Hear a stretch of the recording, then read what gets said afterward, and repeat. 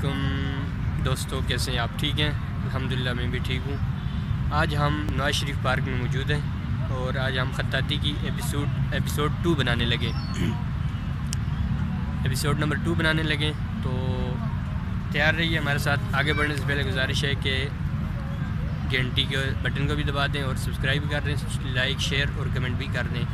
तो एक मरतबा फैज़ भाई इनको ज़रा घुमा के दिखाना नवाज शरीफ पार्क का मंजर कैसा है। सारा लोग सारा ज़रा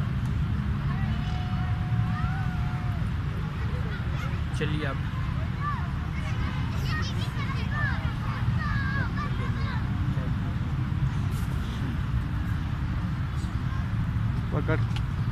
पकड़ो चोल।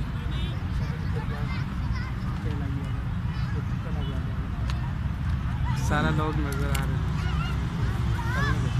चलिए दोस्तों, हम स्टार्ट करते हैं एपिसोड 2 अपना ख़त्ताती का। बिस्मिल्लाहिर्रहमानिर्रहीम।